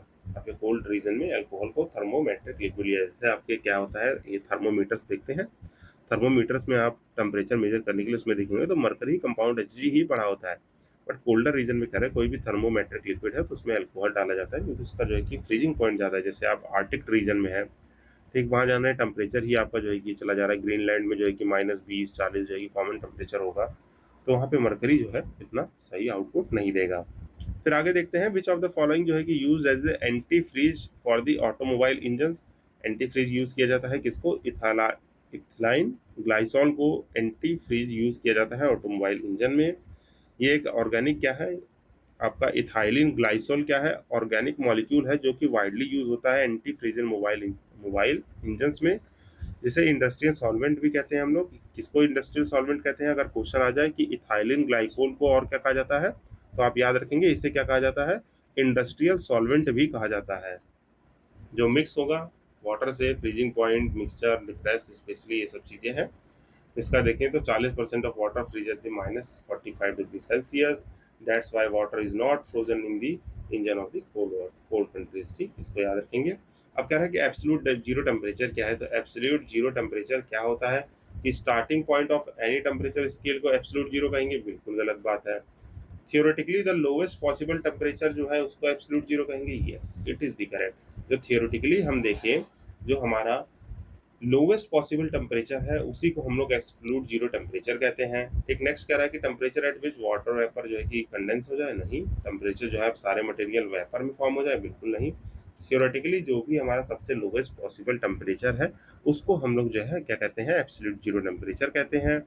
फिर कह रहा है कि एक्सपेंशन ड्यूरिंग द हीटिंग, जो हीटिंग के दौरान कोई भी चीज़ है, अगर मान लीजिए कोई मटेरियल है या आयरन रॉड है, इसको हीट किया जा रहा है, तो ये हल्का सा जो है एक्सपेंड कर जाएगी। तो क्यों होता है, क्योंकि वहाँ पे आपका डेंसिटी जो है मटेरियल की डिक्रीज होगी। हीट से क्या होगा, मॉलिक्यूल सभी देखिए टाइटली टेक प्लेस है, पर जब हीट आ रहा है तो इनके बीच थोड़ा सा गैप बढ़ने लगेगा। ठीक, ये जो गैप बढ़ना ही होता है, इसी की वजह से आपका क्या है, डेंसिटी ऑफ द मटेरियल थोड़ी सी डिक्रीज कर जाती है और ये हल्का सा एक्सपेंड कर जाएगा। जैसे रेलवे ट्रैक्स आपका एग्जाम्पल है इसका, रेलवे ट्रैक्स। ठीक, रेलवे ट्रैक्स में देखेंगे अगर कोई दो बड़े जॉइंट है तो हल्का सा आप जो है कि ध्यान दीजिए, इनके बीच में हल्का सा गैप रखा जाता है। ये हल्का गैप क्यों होता है कि गर्मी के दौरान या रेलवे ट्रैक्स पे जो ट्रेन जो है कि बार बार चल रही है, ये होगी हीटेड, और हीट होने की वजह से अगर ये बिल्कुल चिपका देते तो क्या होगा, आपके एक्सीडेंटल चांसेस बढ़ जाएंगे, क्योंकि हल्का सा भी जो है कि ट्रैक अपना नेचुरल फोर्स लगाएगा तो ये बेंड हो जाएगा। इसी वजह से यहाँ पे आपको दोनों ट्रैक के बीच में हल्का सा जो है गैप रखा जाता है कि वो एडजस्ट कर ले हॉट और कूल कूल कूल होने पे। तो ये ब्रीफली देख लेंगे। और डेंसिटी मास अपॉन वॉल्यूम होती है, इसे आपको पता है। आइस कप मेल्ट कर जाता है जब वॉल्यूम डिक्रीज करने लगता है। ठीक, element such as the cast iron, ice, antimony, bismuth, brass, when melts their volume decreases, this type of solid floats in their own melted fluid। ठीक, ये बात याद रखनी है। जब ये सब चीजें हैं तो डेंसिटी डिक्रीज करेगी। ठीक, अगर जो है कि वॉल्यूम डिक्रीज कर रहा है तो मास बाय वॉल्यूम से क्या होगा, डेंसिटी आपकी क्या कर जाएगी, वॉल्यूम जो है डिक्रीज करते रहेगा तो डेंसिटी थोड़ी सी इंक्रीज कर जाएगी। तो ये जो है कि आपके सॉलिड जो है कि क्या करेंगे, खुद के मेल्टेड फ्लूइड पे जो है तैरने लगेंगे। देन नेक्स्ट क्वेश्चन है, देखिए पुराना क्वेश्चन है, यहाँ पे आपको पूछा गया कि वेरिएशन इन टेम्परेचर 0 से 100 डिग्री सेल्सियस है। ठीक, और विद रिस्पेक्ट टू क्या है, आपके दो पॉइंट है पी और Q R shown in the given temperature. ठीक, यहाँ पे टाइम दिया है, यहाँ पे टेम्परेचर दिया है, यहाँ पे पी के दो पॉइंट दिए हैं, और हमसे कहा है कि यहाँ पे करेक्ट क्या है। तो during heat liquid P has always warmer than the Q. अब देखिए टाइम है, टेम्परेचर है, तो यहाँ पे अगर देखें तो टेम्परेचर दोनों सेम ही दिख रहे हैं। ठीक, तो यहाँ पे हो सकता है दोनों जो मैटर दिए हों, इनके टेम्परेचर वेरिएशन जो है कि हीट होने का सेम टाइम पे जो है कि ये थोड़ा कम टाइम लेता है, ये ज़्यादा टाइम लेता है। तो यहाँ पे पहला स्टेटमेंट तो करेक्ट नहीं दिखा। फिर at no point of time during the heat did two liquids जो है कि have the same temperature. Just हम देख रहे हैं कि यहाँ पे दोनों प्रॉपर्टी अलग हो सकती है, तो सेम टेम्परेचर आपके डिफरेंट टाइम पे या सेम टाइम पे हो सकता है। P attain the temperature of 100 degree faster than the Q, जो है कि ये स्टेटमेंट कुछ हद तक देखिए हो सकता है सही कि ये जल्दी अटेंड कर ले, ये ज़्यादा कर ले, पर अगला स्टेटमेंट कह रहा है कि Q attend the 100 degree faster than the P. ठीक, बट यहाँ पे आपको देखिएगा कि ये जो है कि कांस्टेंट वेरिएबल से बढ़ रहा है, ये आपका एक्सपोनेंशियली थोड़ा बढ़ रहा है। तो ये अगर 100 डिग्री फास्टर अचीव करेगा, ठीक, तो ये क्यू अटेन करेगा टेम्परेचर 100 डिग्री फास्टर देन दी पी। तो ये ग्राफ का क्वेश्चन था जिसको बेसिकली जो है कि नॉलेज से सॉल्व किया जा सकता है। दो डिफरेंट मैटर ले लीजिए, कोई भी एक आइस ले लीजिए, एक आयरन ले लीजिए, तो इसी से कि समझ आ जाएगा। तो आइस जो है कि जल्दी से मेल्ट होकर 100 डिग्री कर लेगा, आयरन तो फिर बिल्कुल ही चलते रहेगा धीरे धीरे अपनी गाड़ी कछुए की चाल से। ये ब्रीफली याद रखेंगे। तो what is the use of thermostat. Thermostat का यूज क्या होता है, थर्मोस्टेट होता क्या है, किसी भी चीज़ में टेम्परेचर को मेंटेन करना, इसे हम थर्मोस्टेट कहते हैं। थर्मोस्टेट रेफ्रिजरेटर सब में जो है कि मेंटेन रहता है। ठीक, आपके हर डिवाइस में एक थर्मोस्टेट जो है कि थोड़ा कहीं ना कहीं जो हीटिंग डिवाइस इसमें लगाया जाता है कि वो ज़्यादा हीट ना करे, ओवर हीट करेगा तो आप जैसे फ्यूज़ क्या है, एक टाइप का थर्मोस्टेट है। तो इस तरीके से आप समझ लीजिए थर्मोस्टेट का काम क्या होता है, जो ऑटोमेटिकली रेगुलेट करे टेम्परेचर को by another device to regulate the temperature, और ये पावर और एनर्जी दोनों सेव करता है। फिर थर्मोस्टेट जो है कि किससे रिलेट करता है, टेम्परेचर से। फिर क्या डिवाइस है, ये आपको रेगुलेट करेगा टेम्परेचर को। क्या करता है, ये मैनेज टेम्परेचर करता है। फंक्शन क्या है रेफ्रिजरेटर में, to maintain the constant temperature. ठीक, मैंने आपको जो है कि बताया कि कांस्टेंट टेम्परेचर ये सब मेंटेन करता है। फिर कह रहा है कि safest temperature for keeping food fresh is, तो ये कितना है आपका 4 डिग्री सेल्सियस। अगर हमारे रेफ्रिजरेटर का टेम्परेचर जो है कि 4 डिग्री सेल्सियस के अराउंड है, तो हमारा जो है कि सबसे सेफेस्ट टेम्परेचर माना जाता है आपका फ्रेश फूड के लिए। तो refrigerator temperature do not destroy the pathogenic और स्पॉइलेज माइक्रो ऑर्गेनिज्म। जो लोअर टेम्परेचर क्या करता है, slows the growth of the micro organism जो ऑलरेडी फूड में है, ये जो है कि स्टॉप नहीं करता, उसे स्लो प्रोसेस कर देता है। तभी आपका फ्रेश जो फूड जो रहता है कुछ टाइम तक फ्रेश रहता है रेफ्रिजरेटर में। जो कुछ बैक्टीरिया होते हैं मोर रैपिडली जो है कि आपके ग्रो करते हैं रेंज ऑफ टेम्परेचर 40 से 140 में, जिसे हम डेंजर जोन कहते हैं। This is necessary to make, refrigerator ने एक मेंटेन किया हो टेम्परेचर रिकमेंडेड दी 35 से 40 डिग्री फ़ारेनहाइट और below, which is around of 1.7 to 3.3 degree Celsius. International heat standard ने बताया टेम्परेचर रेफ्रिजरेटर का इतने फ़ारेनहाइट 36 से 38, जिसे हम टेम्परेचर में देखें तो 1.7 से 3.3 हो, और यही हमारा जो है कि सबसे क्लोजेस्ट ऑप्शन था, दैट्स व्हाई यहाँ पे 4 आंसर लिया गया है। देन आगे बढ़ते हैं, कह रहा है कि soggy biscuits are kept in the inside the refrigerator, जो है क्रिस्प हो जाते हैं, क्यों? क्योंकि यहाँ पे देखने को मिलेगा जो इसकी ह्यूमिडिटी इनसाइड द फ्रिज होती है लो रहती है और एक्स्ट्रा मॉइस्चर एब्जॉर्ब कर लेता है, दैट्स व्हाई ये जो है कि आपका सॉगी बिस्किट होता है। बहुत पुराना क्वेश्चन है बट स्टिल रिलेवेंस रखता है, तो इसको आप देख लेंगे। अब यहाँ पे ह्यूमिडिटी वाला चैप्टर जैसे पढ़ा था तो आपको थोड़ा सा dry bulb temperature, wet bulb temperature के बारे में पता रहना चाहिए, ज्योग्राफी में ये सब मैंने कराया हुआ है। नेक्स्ट क्वेश्चन कह रहा है कि असर्शन दिया है कि a piece of the ice added to the drink cools it. तो असर्शन बिल्कुल सही बात है, किसी भी वाटर में, लिक्विड में, ठीक है, यहाँ पे कुछ लोग जो मुस्कुरा रहे हैं, आइस क्यूब डाल देंगे किसी लिक्विड में, ठीक है, यहाँ पानी में डालना है और किसी चीज में नहीं। तो यहाँ पे जो है कि असर्शन जो है कि आपका करेक्ट माना जाएगा। रीजन क्या है? Ice takes the latent heat from the drink for melting resulting in the cooling of the drink. तो यस, ये भी हमारा करेक्ट है कि आइस जो है मेल्ट होता है, उससे जो है कि जो हमारा लेटेंट हीट है वो जो है कि मिक्स कर रहा है, एक थर्मल इक्विलिब्रियम मेंटेन करने की कोशिश कर रहा है। तो ये दोनों चीज़ हमारी करेक्टली एक्सप्लेन कर रही हैं, सही भी है, तो ये हमारा आंसर हो जाएगा, जिसको यहाँ से पढ़ लेंगे। फिर नेक्स्ट है आपका जो है कि असर्शन दिया हुआ है, कह रहा है कि लार्ज कोल्ड वाटर जो है, large cold storage plant use the ammonia as refrigerant while domestic refrigerator use chlorofluorocarbon. Yes, ये जो है कि करेक्ट है, जो लार्ज कोल्ड स्टोरेज है अमोनिया को यूज करते हैं, ठीक, डोमेस्टिक रेफ्रिजरेटर क्लोरोफ्लोरोकार्बन CFCs को यूज करते हैं, तो ये करेक्ट स्टेटमेंट है। अभी तो रेफ्रिजरेंट बहुत टाइप के आ गए रेफ्रिजरेटर में, जैसे देखिए तो AC हो गया या कुछ हो गया, R21, there are very modified version of the refrigerator, तो इसको आप याद रखेंगे। फिर ammonia can be liquified at the ambient temperature at the low pressure, तो ये जो है कि उल्टा दे दिया है, ये गलत स्टेटमेंट हो जाएगा, तो C इसका आंसर होगा। इसको आप ब्रीफली यहाँ से देख लेंगे कि ammonia can be liquified at high जो है pressure, not the low pressure, low pressure पे नहीं होगा, हाई पे होगा, that's why reason is wrong, reason wrong है, असर्शन करेक्ट है। देन नेक्स्ट देखें तो असर्शन रीजन का फिर से क्वेश्चन है, क्या क्वेश्चन कह रहा है कि भाई आइस जो है कह रहा है कि कलेक्ट रेफ्रिजरेटर में cooling in the refrigerator is affected adversely.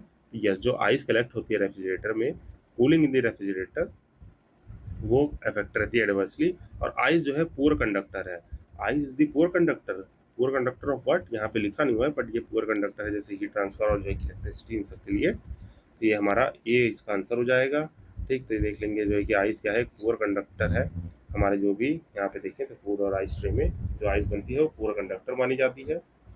Then next है glass rod is place in the steam, जो है लेंथ इंक्रीज हो जाती है, क्यों?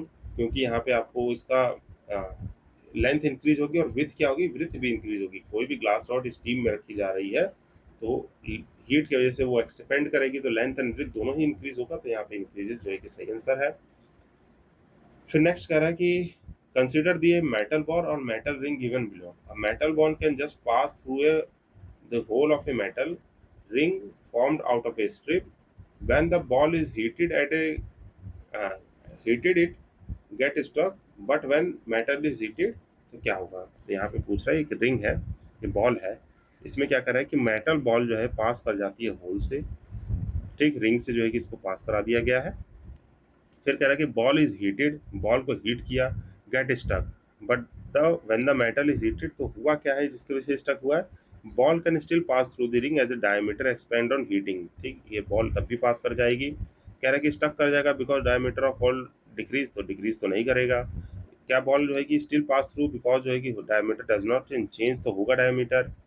बॉल अगर पास होगा, there is no change in the ring, तो दोनों ही अगर हीट हो रही है तो आपका रिंग भी एक्सपेंड करेगा, बॉल भी एक्सपेंड करेगी, फिर दोनों पास हो जाएगी। नॉर्मल कंडीशन में भी पास हो रही है, बॉल को हीट कर दीजिए, इसको हीट कर दीजिए, तब भी जो है कि आपका पास होगा। अगर इसको हीट नहीं कर रहे हैं, इसको हीट करके एक्सपेंड करेंगे, तब ए स्टक हो जाएगा। आई होप ये चीज़ आपको समझ में आ गई होगी। बहुत पुराना क्वेश्चन है, स्टिल रिलेवेंस नहीं है इसका, बट आप इसको गो थ्रू कर सकते हैं। फिर आगे देखें तो ये सेम क्वेश्चन है, इसको अटेंड करने की कोशिश कीजिएगा। सेम आपका जो है कि कह रहा है कि क्या फिगर होगा, एक्सपेंड मतलब दोनों को फॉर्मली कर दिया जाए, अगर जॉइंट को हीट किया जाए तो स्ट्रिप कैसी बनेगी। You can go through it. Simple सा एग्जांपल है, कोई चीज़ है ऐसे जो है कि इसको हीट कर रहे हैं, फिर थोड़ा सा यहाँ से फोर्स लगा देंगे तो वो बेंड शेप की हो जाती है, यही इसका आंसर है। देन असर्शन कह रहा है कि ये पीस ऑफ द कॉपर जो है कि आपका क्या रखा हुआ है, piece of copper and a piece of glass are heated to the same temperature, copper को और ग्लास को दोनों को सेम टेम्परेचर पे हीट किया है, और जिसको टच करेंगे thereafter the copper piece appears hotter than the glass piece. क्या ये सही बात है? बिल्कुल सही बात है। जो ग्लास है उसका जो है क्या है, आपका हीटिंग टेम्परेचर ज़्यादा होता है कॉपर से, ठीक? इसको याद रखना है। Density of copper is more than that of the glass. तो ये भी आपका जो है कि करेक्ट है। जो डेंसिटी ऑफ कॉपर है मोर है डेंसिटी ऑफ ग्लास से। इसी वजह से जो है ये आपको फ़ील होगा बी है, बट ये इट इज़ नॉट करेक्ट। खाली जो है कि यही रीज़न नहीं है, यहाँ पे बिकॉज़ लगाएँगे तो आपको पता चलेगा it is not only the reason और correct reason for explaining this. यहाँ पे लेटेंट हीट का रोल है, जिसको आप यहाँ से पढ़ लेंगे तो समझ में आ जाएगा कि यहाँ पे क्या चीज़ लिखी हुई है। फिर आगे देखें तो विंटर में आपको you have log of the wood and rod of iron, जिसको आप देखें तो क्या है, you feel rod of iron जो है कि कोल्डर रहेगी। क्यों क्यों रहती है? जैसे आपका जो है कि एक लकड़ी है, ठीक, और एक जो है कि आयरन रॉड है। ठंडी के टाइम में जो है कि जो आयरन है, पूछ रहा है ठंडा क्यों है? क्यों ठंडा है? क्योंकि ये जो आयरन है गुड कंडक्टर ऑफ हीट है। वुड क्या है? बैड कंडक्टर ऑफ हीट है। मीन्स आप अगर देखें तो हीट करने पे वुड को हीट करेंगे, मतलब आग दिखाएंगे, आग से करेंगे तो वो जल जाएगा, बट हीट नहीं होगा। बट ये क्या है? गुड कंडक्टर ऑफ हीट है। दैट्स वाई ये आपको कोल्डर देखने को मिलेगा, क्योंकि यहाँ पे हीट जो है इसको ठंडा कर देगी, कोल्डनेस जो है कि इसको ठंडा करेगी। तो इसके वजह से ही हमारा क्या होगा? करेक्ट आंसर बी होगा। देन आगे प्रोसीड करते हैं, जिसको आप यहाँ से पढ़ लेंगे तो बेसिकली समझ में आ जाएगा। टेम्परेचर जो है कि एयर राइजेस होता है, how it affect the ability to assume the water vapour. अगर टेम्परेचर एयर में इंक्रीज हो रहा है तो कह रहे हैं कि how would it affect the ability to assume the water vapour. ये भी क्या होगा? वाटर वेपर की एबिलिटी भी इंक्रीज हो जाएगी। कैसे? क्योंकि यहाँ पे देखेंगे डायरेक्ट रिलेशन होता है एटमॉस्फेरिक ह्यूमिडिटी और टेम्परेचर में। इसमें एबिलिटी ऑफ एयर जो है वाटर वेपर की डिपेंड करती है इसके टेम्परेचर पे। अगर टेम्परेचर ऑफ एयर जो है इंक्रीज होगा तो ऑटोमेटिकली जो है वाटर वेपर होल्ड करने की क्षमता भी इंक्रीज हो जाएगी। इसी को क्या कहते हैं हम लोग? ह्यूमिडिटी पढ़ते हैं। जब तो ह्यूमिडिटी में कॉन्सेप्ट पढ़ते हैं कि आपकी ह्यूमिडिटी क्या है, वाटर होल्डिंग कैपेसिटी, मतलब कोई भी एयर जो है कितना वाटर, ह्यूमिडिटी क्या है? वाटर और मॉइस्चर होल्ड बाय एयर। तो यही चीज़ सिंपल सा कह रहा है कि अगर टेम्परेचर इंक्रीज कर देंगे तो क्या होगा? यहाँ पे हमारे जो है कि वाटर होल्डिंग कैपेसिटी भी बढ़ जाएगी। ठीक, तो आई होप ये बेसिकली आप याद रखेंगे। देन मूविंग अहेड, आगे बढ़ते हैं। देखिए नेक्स्ट क्वेश्चन भी असर्शन और रीजन का है। मोस्टली क्वेश्चन देखेंगे यहाँ पे अभी भी प्रोबेबली जो चांसेस है एग्जामिनेशन में वो असर्शन एंड रीजन से ही पूछा जाएगा। देखिए पीसीएस 2024 से ही क्वेश्चन है। यहाँ पे सिंपल सा असर्शन क्या कह रहा है कि रिलेटिव ह्यूमिडिटी डिक्रीज करती है इंक्रीज इन द टेम्परेचर पे। ठीक, रिलेटिव ह्यूमिडिटी डिक्रीज करेगी इंक्रीजिंग द एयर टेम्परेचर। तो क्या ये बात सही है? यस, ये हमारी जो है कि स्टेटमेंट जो है असर्शन करेक्ट है। कह रहा है कि एब्सोल्यूट ह्यूमिडिटी इंक्रीज करती है इंक्रीजिंग द इवेपोरेशन। तो क्या रीजन भी सही है? तो यस, हमारा जो है कि रीजन भी सही है, but it can not explain कि ये हमारी रिलेटिव ह्यूमिडिटी को बढ़ाता है। अब ये जो है कि आपको थोड़ा सा जो है कि यहाँ पे डिफरेंस पता होना चाहिए कि what are the basic difference between the relative and the absolute humidity में आपका डिफरेंस पता हो आपको। तो ये चीज़ मैं आपको जो है कि बेसिकली अभी करा देता हूँ। तो give me a little minute. यहाँ पे क्या चीज़ें होती हैं रिलेटिव ह्यूमिडिटी और एब्सोल्यूट ह्यूमिडिटी का कोर डिफरेंस क्या है, ठीक, इसको जान लेंगे। जैसे यहाँ पे चलिए मैं लिख नहीं रहा, आप इसको बस सुन लीजिए कि जो आपकी एब्सोल्यूट ह्यूमिडिटी है ये क्या होता है? It is the actual weight of the water. ठीक, actual weight of water in the air. ठीक, यहाँ पे जो है एयर में एक्चुअल वेट ऑफ वाटर कितना है, मीन्स अगर कोई वाटर एयर ड्रॉपलेट है तो इसमें एक्चुअली वाटर जो है कि मान लीजिए कितना है। तो एब्सोल्यूट ह्यूमिडिटी का मतलब हो गया कि अगर इसकी 100% की क्षमता है तो इसमें 60% अभी क्या है? अभी वाटर वेपर है। इसकी 40% अभी क्षमता है कि अभी 40% और वाटर वेपर्स ये एब्जॉर्ब कर सकता है। रिलेटिव ह्यूमिडिटी क्या है? रेशियो शो करता है। It is the ratio of the percentage. ठीक, ये क्या है? रेशियो, रेशियो है। यहाँ ratio shown as the percentage, जो कि परसेंटेज की तरह दिखाया जाए कि ये शो करता है क्या? हाउ क्लोज द एयर, मतलब एक जो है एयर कितना जो है कि मॉइस्चर को फुल्ली कंटेन कर सकती है, कितना मॉइस्चर को कंटेन कर सकती है। तो ये जो है कि दोनों बेसिक डिफरेंस है। रिलेटिव ह्यूमिडिटी का मतलब हो गया जो कंटेनमेंट मीन होता है कि अगर एब्सोल्यूट ह्यूमिडिटी इसमें कितना है, अभी ये वाटर ह्यूमिडिटी रिलेटिवली इसको कंपेयर करके बताएगा कि कितना ज़्यादा ह्यूमिडिटी ये एब्जॉर्ब कर सकता है। तो हमारा क्या है? रिलेटिव ह्यूमिडिटी है। तो यहाँ पे आपका कह रहा है कि रिलेटिव ह्यूमिडिटी घट जाती है इंक्रीज करने के टेम्परेचर में। अगर मान लीजिए यहाँ पे टेम्परेचर इंक्रीज करेंगे तो आपको जो है कि वाटर होल्डिंग कैपेसिटी क्या है और बढ़ जाएगी, तो ह्यूमिडिटी आपकी डिक्रीज होगी और एब्सोल्यूट ह्यूमिडिटी इंक्रीज होगी, इंक्रीजिंग द वेपर। तो यहाँ पे ये आंसर हो जाएगा। तो रिलेटिव ह्यूमिडिटी एक्सप्रेस क्या करता है? एयर वाटर, यहाँ पे देखिए जो लिखा हुआ है इसको आप पढ़ लेंगे। Relative humidity expresses the air water vapor content as a percentage of its maximum capacity at the given temperature, मतलब मैक्सिमम कैपेसिटी गिवन टेम्परेचर पे कितनी है। ये एब्सोल्यूट क्या है, actual amount of water vapour in the air है, जो gram water per cubic metre लिया जाता है। Relative humidity inversely to the temperature रहती है। इनवर्सली का मतलब हो गया जैसे जैसे टेम्परेचर बढ़ाएंगे ह्यूमिडिटी, रिलेटिव ह्यूमिडिटी घटती रहेगी, मतलब टेम्परेचर बढ़ा, ठीक, रिलेटिव ह्यूमिडिटी घटी। यहाँ पे जो है कि आपका जो है कि टेम्परेचर इंक्रीज हुआ तो रिलेटिव ह्यूमिडिटी भी घट गई, एंड वाइस वर्सा ट्रू है, टेम्परेचर को डिक्रीज करेंगे रिलेटिव ह्यूमिडिटी इंक्रीज कर जाएगी। बट ह्यूमिडिटी जो है एब्सोल्यूट वाली not directly dependent on the temperature, वो टेम्परेचर पे डायरेक्ट डिपेंडेंट नहीं है, क्योंकि सिंपली मेजर है कि अमाउंट ऑफ वाटर वेपर जो प्रेजेंट रहता है regardless of the air can hold, ये regardless of air can hold, मैंने समझाया ना कि ये आपका जो है कि टेम्परेचर में कितना पानी है, रिलेटिव होता रहा है कि ये 60% है तो 40% और होल्ड कर सकता है, परसेंटेज को शो कर रहा है। बट यहाँ पे एब्सोल्यूट क्या है कि इतना परसेंट होल्ड करके रखा है रिस्पेक्टिव ऑफ दिस थिंग, तो रिलेटिव ह्यूमिडिटी इंक्रीज करती है वेपरेशन से, ये आप यहाँ से देख लेंगे। फिर नेक्स्ट क्वेश्चन कह रहा है कि in the night of the strong wind due is not form because, जो है कि आपकी जो क्लियर जो है कि नाइट रहे एक स्ट्रॉन्ग विंड के साथ, रात में जो है कि तेज हवाएं चल रही हैं, तो जो ड्यू, ड्यू का मतलब होता है जैसे आपका कैसे बताएं, ड्यू फॉग मिस्ट, ड्यू का मतलब होता है जो पत्तियां हैं, पत्तियों पे आप लोग देखते हैं पानी जो जम जाता है वही ड्यू है, या घास पे जो है कि पानी जो जमा होता है, तो वो फॉर्म होता है क्यों नहीं, क्योंकि रेट ऑफ इवेपोरेशन जो है कि फास्ट हो जाता है स्ट्रॉन्ग विंड की वजह से, जो भी हो रही है तो हवाएं जो है कि उड़ के चली जाएंगी तो कंडेंस होकर वापस गिरेंगी नहीं, या एटमॉस्फेयर में हवाएं चल रही हैं बहुत तेज तेज, यहाँ से वेपोरेशन होकर जो है कि वाटर वेपर की था, अब यही जो है कि नीचे ग्रासेस पे आके ये ड्यूज को जमा होना था, पर हवाओं ने क्या किया, इनको झोंके से बहा ले, तो यहाँ पे रेट ऑफ इवेपोरेशन जो है कि फास्ट है, इस तरीके से आप याद रखेंगे। द नेक्स्ट है कि विच ऑफ द फॉलोइंग जो है कि स्टेटमेंट इज नॉट ट्रू, कौन सा इसमें से ट्रू नहीं है, मतलब एक स्टेटमेंट गलत है, तीन सही होंगे। आइए ब्रीफली देखते हैं।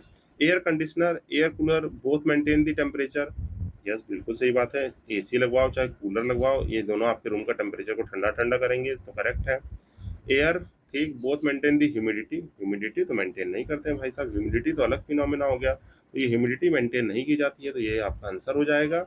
फिर कह रहा है कि does not maintain the humidity, ये सही हो जाएगा। Both control the motion of air, तो इससे भी कोई हमें मतलब नहीं है, मोशन ऑफ एयर मतलब एक तरह से देखें तो एयर पुश होती है बट डायरेक्टली डिपेंडेंट नहीं है, तो हमारा आंसर जो है कि ये बी है, ह्यूमिडिटी का कोई भी रोल नहीं है, जिसको आप यहाँ से पढ़ लेंगे।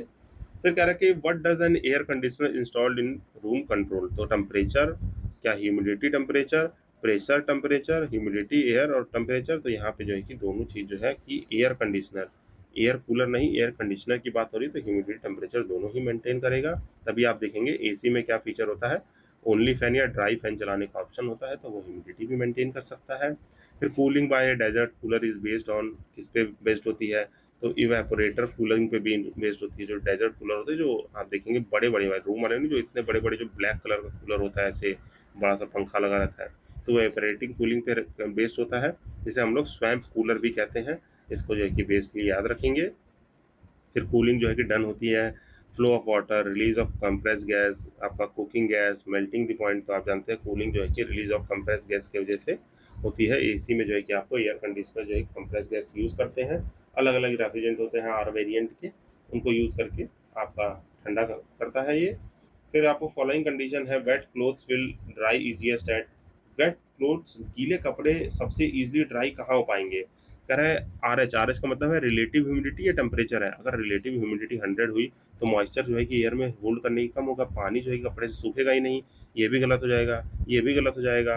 अब कह रहा है कि यहाँ पे देखिए दो 20% ह्यूमिडिटी, तो अब रिलेटिव ह्यूमिडिटी तो कम हो गई, अब टेम्परेचर देखिए यहाँ पे 60 डिग्री, यहाँ पे 60 डिग्री थे, यहाँ पे 20 और 60, तो 20 डिग्री वाले में सॉरी 60 डिग्री वाले में आपको ज़्यादा अच्छे से ड्राई होते हुए देखने को मिलेगा, क्योंकि रिलेटिव ह्यूमिडिटी और टेम्परेचर दोनों ही यहाँ फेवरेबल है, तो पानी से आपका जो है कि मॉइस्चर को खींच सकते हैं। तो यहाँ कह रहा है कि wet clothes will dry easiest at the minimum humidity and the maximum temperature, इसको याद रखिएगा, कोई भी कपड़ा है आपका मिनिमम ह्यूमिडिटी और मैक्सिमम टेम्परेचर पे जो है कि इजीली ड्राई होगा अकॉर्डिंग टू दी ऑप्शन, जो हमारा डी सही है। तो बस ये स्टेटमेंट याद रखिए, मिनिमम ह्यूमिडिटी मैक्सिमम टेम्परेचर क्या है, आपको कपड़े सुखा देता है। तभी देखेंगे आपके जितने भी बीच हो गए या रिवर साइड हो गया, तो वहाँ पे क्या है आपके क्लोथ जो है कंपेरेटिवली जल्दी सूख जाते हैं, क्यों, क्योंकि वहाँ पे रिलेटिव ह्यूमिडिटी जो है कि कम रहेगी दिन में और जो है कि टेम्परेचर ज़्यादा रहता है, दैट्स वाई यहाँ पे आपका जल्दी सूखने को मिलता है। आप बताइए जो है कि इसको दिन वाली कंडीशन को लैंड ब्रीज कहते हैं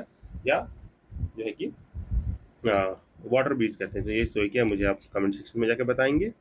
फिर विच ऑफ द फॉलोइंग जो है कि occurs when salt is added into the water, salt को वाटर में ऐड करना है तो क्या होगा, क्या बॉइलिंग पॉइंट इंक्रीज करेगा, फ्रीजिंग पॉइंट डिक्रीज करेगा, boiling point decrease, freezing point increase. तो इन ऑप्शंस में से क्या होगा, कभी भी कोई भी सॉल्ट हो वाटर में, मतलब कोई भी सॉल्वेंट जो है किसी सल्यूट में मिलाया जा रहा है तो बॉइलिंग पॉइंट क्या होगा, इसका इंक्रीज हो जाएगा सॉल्ट की वजह से, फ्रीजिंग पॉइंट जो है कि डिक्रीज कर जाएगा। तो ये याद रखेंगे।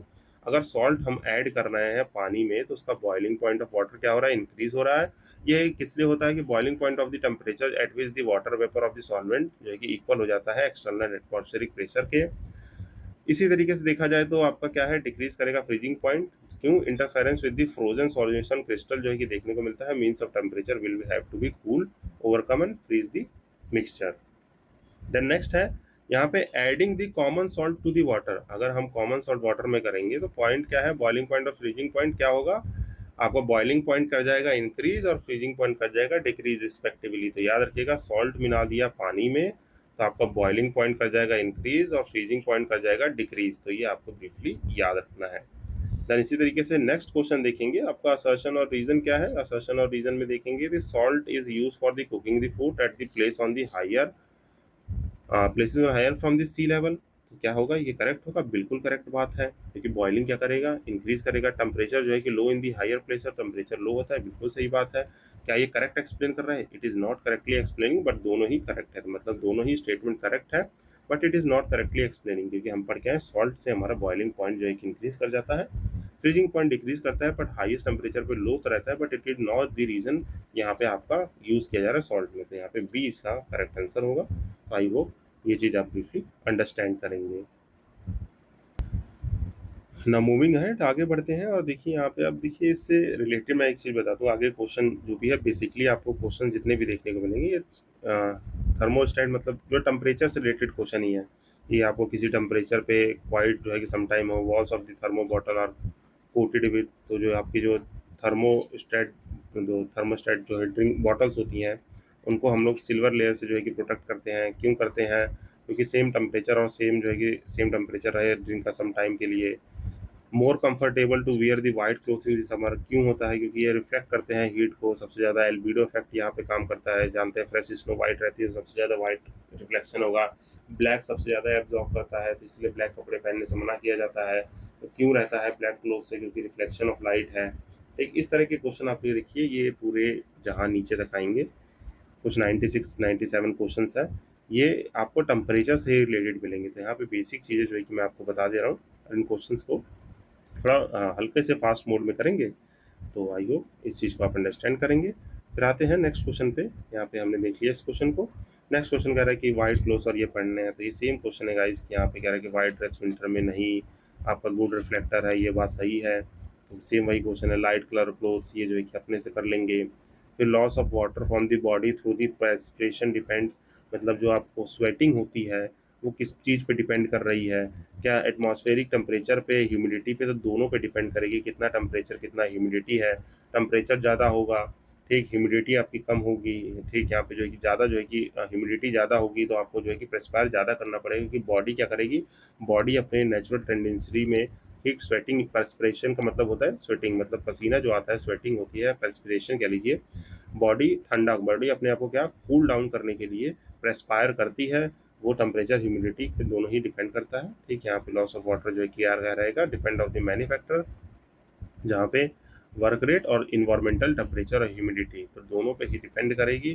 ठीक, ये ब्रीफली याद रखेंगे और जाके कमेंट सेक्शन में लिखेंगे कि टेम्परेचर और जो है कि ह्यूमिडिटी हाई रहेगी या इंक्रीज रहेगी, और जो है कि हम मोर स्वेट कर रहे हैं, अगर हम मोर स्वेट कर रहे हैं या मोर रेस्पायर कर रहे हैं तो टेम्परेचर क्या हाई रहेगा या लो रहेगा, ठीक, या ह्यूमिडिटी हाई रहेगी या लो रहेगी। तो let me know in the comment section, ये आपका होमवर्क है, कमेंट में जरूर इंटरेक्ट करें, इसको जरूर लिखेंगे। 62 नंबर डालेंगे क्वेश्चन का और ये लिखेंगे, ठीक, हम जो है कि ज़्यादा स्वेटिंग कर रहे हैं तो टेम्परेचर हाई है लो है, ह्यूमिडिटी हाई या लो है, let me know in the comment section. फिर मोस्ट इंपॉर्टेंट फंक्शन क्या है, रेगुलेट द बॉडी टेम्परेचर, ये मैंने आपको बता दिया। फैन जो है कि क्या करता है ड्यूरिंग द हॉट वेदर, हमारे प्रेस्पिरेशन को रैपिडली इवेपोरेट कर देता है। एक मैन जो है feels unpleasant due to the humidity in heat, क्यों? क्योंकि आप जो है कि sweat does not evaporate due to the humidity, sweating जो कि हो रही होती है वो ह्यूमिडिटी की वजह से, वाटर ह्यूमिडिटी क्या है, हाई है, तो आपकी वाटर होल्डिंग कैपेसिटी जो है कि उतना जो है कि बॉडी से इवेपोरेशन होगा ही नहीं, स्वेटिंग होगी और वो आपको अनकंफर्टेबल फील कराएगी। ये जो है कि बिल्कुल आप याद रखिएगा। देन जो है कि इसी तरीके से actions related with the evaporation of the sweat, क्या इवेपोरेशन ऑफ स्वेट, तो एंडोथर्मिक एक्शंस है, इसको आपको ये ब्रीफली याद रखना है। देन जो है कि असर्शन और रीजन है, evaporation of the sweat from the human skin जो है कि डेसिपेट बॉडी हीट, तो बिल्कुल सही बात है। फिर कह रहा है कि high humidity on A hot day increases the discomfort, तो हाई ह्यूमिडिटी है किसी हॉट डे पे तो हमारा डिस्कम्फर्ट बढ़ जाएगा, बिल्कुल सही बात है, बट ये इसको करेक्टली एक्सप्लेन नहीं कर रहा है, because it is not the reason. हमारी बॉडी स्वेट क्यों करती है, क्योंकि हमें बॉडी को कूल डाउन रखना है, तो ये इसका आंसर हो जाएगा। इसको आप यहाँ से ब्रीफली पढ़ लेंगे। देन नेक्स्ट देखें तो आपका season of the summer we experience है ह्यूमिडिटी, हीट व्हेन वेदर जो है कि आपका ह्यूमिड वेदर रहेगा। ठीक, यहाँ पे ज़ेरिक कंडीशन क्या होती है, ज़ेरिक ड्राई वेदर कंडीशन होती है जहाँ पे लो ह्यूमिडिटी होती है। ठीक, तो यहाँ पे लो ह्यूमिडिटी होगी। डेरिक का मतलब होता है जो भी जैसे डेजर्टी एरिया है, यहाँ पे आपको ज़ेरिक कहते हैं, arid habitats, extremely cold habitat इन सॉल्ट मासेस, इस तरह का ज़ेरिक होता है। ठीक, कंडीशन ये आप याद रखेंगे। अर्थ पिक्चर्स जो है कि वाटर कूल रखते हैं, अर्थ पिक्चर्स का मतलब जो आपके मटके होते हैं वो किस इवेपोरेशन फिनोमिना पे काम करते हैं, इवेपोरेशन की वजह से, मीन्स यहाँ पे कोई भी ये है तो आप जानते हैं इसमें छोटे छोटे पोर्स होते हैं, वो वाटर इवेपोरेट होकर इस सतह को ठंडा बनाए रखते हैं, जिसके अंदर वजह से अंदर वाटर कोल्ड हो जाता है। अगर इसी पे देखें तो आप कोई जूट वाली चीज़ लगा दें और उसको जो है कि पहले से ही कहते हैं स्प्रिंकल वाटर्स कर दें उस पर, तो भी जो है कि हमें मैक्सिमम चीज़ें जो है कि आपको अर्दन वाटर जो है कि बहुत ठंडा देखने को मिलेगा। ये सब देखिए day to day life phenomena है, इसीलिए जो है कि इसको थोड़ा इस तरीके से फास्ट मोड में कर दे रहा हूँ, ये सब इजीली कर सकते हैं। पुराना क्वेश्चन है, हमें जो है कि वहाँ के टेम्परेचर से मतलब नहीं है, आ रहे से टेम्परेचर से, इसको स्किप कर सकते हैं। ठीक इसी तरीके से सेम ये क्वेश्चन है कि body cools at 90 degree to 75 degree 25 second में, तो same body in further cool form 25 से 76 से 60 में कितना सेकंड लेगी, ये मोर देन जो है कि 25 सेकंड लेगी। ऐसा क्यों, आप देखेंगे तो यहाँ पे भी 15 जो है कि सेल्सियस हुआ है, पर यहाँ पे भी 15, पर रेट ऑफ कूलिंग जो है फिर स्लो डाउन हो जाती है जैसे जैसे आपका टेम्परेचर डिक्रीज होने लगता है। ठीक, तो ये ब्रीफली आप याद रखेंगे, तो इसको आपको याद रखना है। तो न्यूटन्स लॉ ऑफ कूलिंग जो है कि इसको स्टेट करता है। न्यूटन्स लॉ ऑफ कूलिंग कहता क्या है, न्यूटन लॉ ऑफ कूलिंग कहता है कि rate of loss of heat bye a body directly proportional रहती है टेम्परेचर डिफरेंस के और उसके जो है कि सराउंडिंग से। तो temperature difference of the body and its surrounding will be lesser in second case, क्योंकि आपका जो है कि टेम्परेचर जो है कि ज़्यादा टाइम लेगा, तो ये बेसिक सी बात है। देन हीट वेव के ऊपर क्वेश्चन है। ठीक, यहाँ पे बीपीएससी 2023 में क्वेश्चन पूछा गया है। ये हीट वेव क्या होती है, यहाँ पे सर्टेन हमारे जो है कि जो हमारे वेदर डिपार्टमेंट्स हैं, ठीक, आईएमडीज हैं, ठीक, इन्होंने एक हीट वेव कंडीशन दे रखी है कि नॉर्मल से जो है कि प्लस माइनस ग्रेटर देन जो है कि 5 डिग्री सेल्सियस 4 डिग्री रहता है, तो इसे हीट वेव कहते हैं।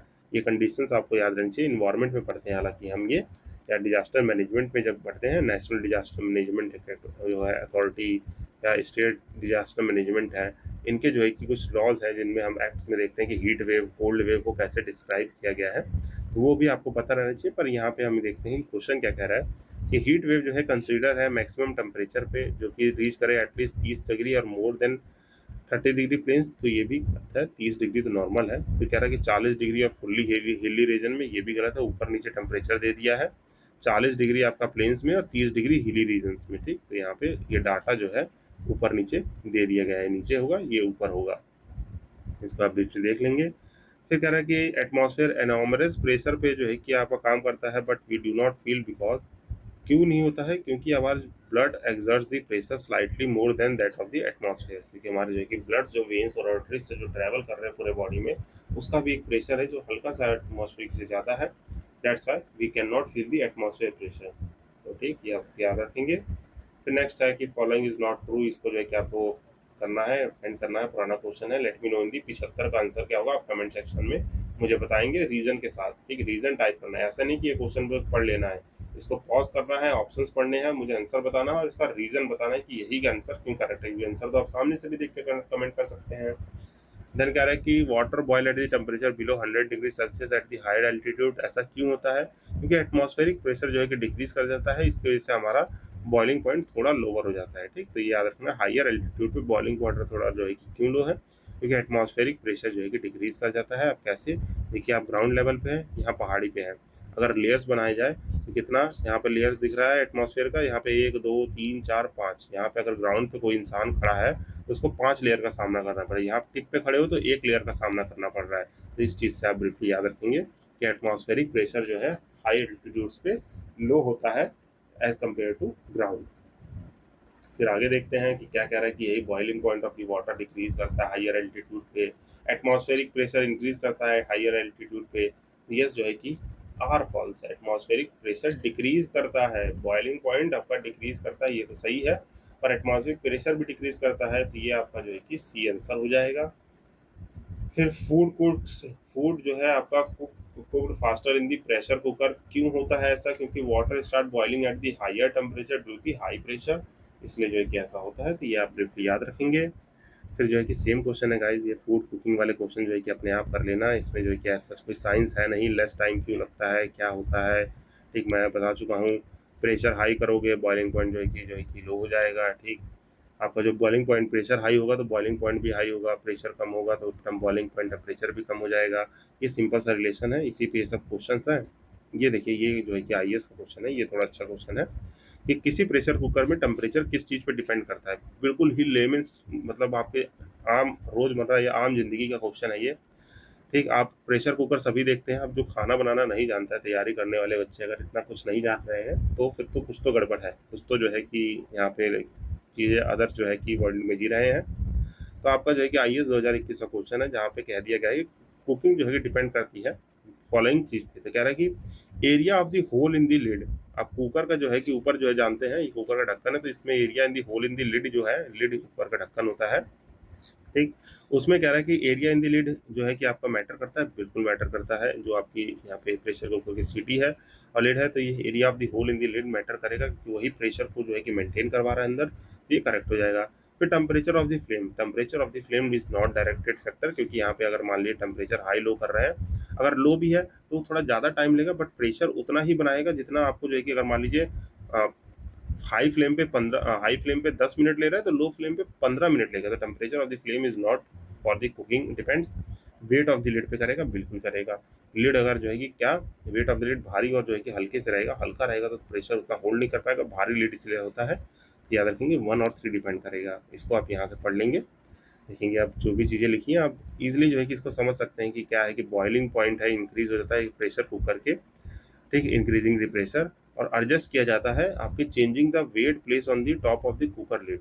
प्रेशर जो है डिपेंड करता है area of the hole in the lid पे। प्रिंसिपल जो है कि क्या काम कर रहा है प्रेशर कुकर का, maintain a temperature of 120 degree inside the cooker, जबकि अपोज करता है ये क्या, oppose to the temperature of 100 degree in the open vessels, जिसके वजह से क्या होगा, it will kick when pressure inside just exceed 1 atmospheric gauge, ठीक, इसको किक कर देगा। और प्रेशर आपका जो है कि बॉइलिंग पॉइंट जो है कि 120 डिग्री मेंटेन है। तो ये सब पढ़ लेंगे, आपका जो है कि इजीली समझ में आ जाएगा, ठीक। यहाँ पे फास्ट हो सकता है टेम्परेचर जो है कि उसको कोई इफेक्ट नहीं करेगा। फिर मैक्सिमम टेम्परेचर जो है कि इनसाइड कुकर कितना होता है, ये डिपेंड करता है area of the hole on the top और वेट कैप्ट ऑन इट, ठीक। ये जो है कि बता दिया, ये दो चीज़ है, आपका लिड में जो है होल है उसका एरिया और वेट जो है कितना जो है कि रखा गया है उस पर डिपेंड करेगा। फिर सेम क्वेश्चन है गाइस, ये सब जो है कि काइंडली डू इट की bottle fill with water, freezing point जो है कि ब्रेक करेगा, ठीक। ये सब जो है कि आपकी इजी क्वेश्चंस हैं, ये आप ब्रीफली कर सकते हैं। इसमें एज सच कुछ है नहीं कि ये क्लाउडी नाइट्स में वार्मर टेम्परेचर रहता है, क्लियर जो है कि क्यों रहता है ऐसा, क्योंकि रिफ्लेक्ट बैक कर देगा जितनी भी अर्थ से हीट आ रही हैं। ये सब इजी क्वेश्चंस है, now you can attend this. और यहाँ पे 1 2 क्वेश्चंस आपको दिख जाएंगे किससे, ये वाले क्वेश्चंस मैं क्लाउड वाले इसलिए नहीं कर रहा हूँ, ज्योग्राफी में मैंने करा रखे हैं, यहाँ पे जो है कि सेम रिपीटेटिव है, तो इजी भी है, तो आप कर लेंगे। बस ये सब जो है कि 2 क्वेश्चन यहाँ पे देखेंगे रेफ्रिजरेटर से है, कि अगर रेफ्रिजरेटर का गेट जो है कि खोल कर रख दें, कुछ लोग सोचते हैं कि अगर खुराफात करनी हो तो रेफ्रिजरेटर के गेट को थोड़ा 3D बनाता हूँ। ये जो है कि रेफ्रिजरेटर का गेट जो है कि हमने ओपन कर दिया है, यहाँ से जो है कि ठंडी ठंडी हवाएं आ रही हैं, तो सोचेंगे कि रूम ठंडा होगा, रूम ठंडा नहीं होगा, उल्टा जो है कि रूम का टेम्परेचर गर्म हो सकता है, क्योंकि ये क्लोज रहता है तो इंटरनल टेम्परेचर को मेंटेन करता है। बट आप इसको ठंडा कर देंगे तो बॉडी जो है कि जो वहाँ नीचे जो है कि हमारा कंडेंसर और थर्मोस्टेट लगा हुआ है, उसका फंक्शन थोड़ा बिगड़ जाएगा और रूम के टेम्परेचर को गर्म करने लगेगा, क्योंकि उसको ठंडा होने के लिए ज़्यादा टेम्परेचर जो है कि रिक्वायरमेंट होगी। तो याद रखना है, opening the door of the refrigerator kept in the room ये आपका जो है कि वार्म कर देगा रूम लिटल, ठीक याद रखना है, वार्म कर देगा रूम को, गर्म कर देगा। इसी तरीके से रेफ्रिजरेटर जो है कि ओपन कर दे फ्यू आवर्स के लिए, तो टेम्परेचर क्या होगा रूम का इंक्रीज कर जाएगा, क्योंकि ये रीजन है कि आपका कि refrigerator keep the room start to rise inside the refrigerator, temperature जो है रेफ्रिजरेटर के इनसाइड जो है बढ़ेगा, जिसके वजह से आपको कूल बैक डाउन होने लगेगा और रनिंग की वजह से हीट जो है कि रूम में ज़्यादा हो जाएगी। तो ये ब्रीफली याद रखना है। तो इसी के साथ हमारा ये चैप्टर जो है कि देखिए कंप्लीट हो गया, हीट एंड थर्मोडायनेमिक्स का। हीट एंड थर्मोडायनेमिक्स का बेसिक चैप्टर है, कंप्लीट हो गया। अब इसको जो है कि एक दो बार आप देख लीजिएगा, बाकी रिवीजन सेशन में आपको एक्टिवली पार्टिसिपेट करना है। और मुझे कमेंट सेक्शन में बताइए क्या आपको जो है कि कुछ मैं रिवीजन शीट टाइप या फिर इन द ब्लैंक्स इस टाइप के आपको चीज़ें रिक्वायरमेंट है, तो let me know in the comment section. जो भी अंत तक सुन रहे हैं आप जो है कि इसे कमेंट करके बताएं, तो I will be preparing that. मैं आपको प्रिपेयर करके फ्रीली जो है कि टेलीग्राम पे दे दूंगा, उससे जो है कि आप फिल इन द ब्लैंक्स करके या जो है कि इससे जो है कि रैंडम क्वेश्चंस को अटेंड करेंगे। और नेक्स्ट सेशन में हम वेव मोशन पढ़ेंगे, जहाँ पे आपके जितने भी वेव्स होती हैं, मैकेनिकल, लॉन्गिट्यूडिनल, ट्रांसवर्स वेव, इनके बारे में चीज़ों को पढ़ा जाएगा। सो बेसिकली अगला चैप्टर जो है कि थोड़ा इजी है। देखिए ये सब कोर बेसिक चैप्टर्स नहीं है आपको कि यहाँ पे जितने भी चैप्टर्स आ रहे हैं कि बहुत कोर फिजिक्स में पढ़ना है हमें। बेसिक जो है कि क्लास 9th और 10th की एनसीईआरटी है फिजिक्स की, उसमें से जो है कि साइंस को पढ़ लीजिए, उतना ही हमारे सिलेबस में है, उससे ज़्यादा रिक्वायरमेंट नहीं है। तो नेक्स्ट सेशन में कवर करेंगे मोस्टली वेव और साउंड, इन दोनों को जो है कि एक साथ करने की कोशिश करेंगे। तो मिलते हैं अपने नेक्स्ट सेशन में। टिल देन आप जो है कि सेशंस को देख के रिवाइज कीजिए, जितने भी आपके अदर प्लेलिस्ट हैं, चाहे इकोनॉमी है, साइंस है, पॉलिटी है, ठीक, ज्योग्राफी वोग्राफी हो गया, कंप्लीट हो गया, मैपिंग सेशंस को देखिए, है ना, पॉलिटी, हिस्ट्री, एंशिएंट हिस्ट्री हो गया, तो सबको अच्छे से रिवाइज करेंगे। सो मिलते हैं अपने नेक्स्ट सेशन में। Till then signing off this side Ashish Bhaskar, happy learning. And जो है कि आपको सेशन पसंद आया हो तो जो है लाइक शेयर सब्सक्राइब करना है, ज़्यादा से ज़्यादा लोगों तक पहुँचाना है। So till then take care, bye bye. और रिवीजन को बूस्ट कर लीजिए क्योंकि आपका प्रीलिम्स आने वाला है।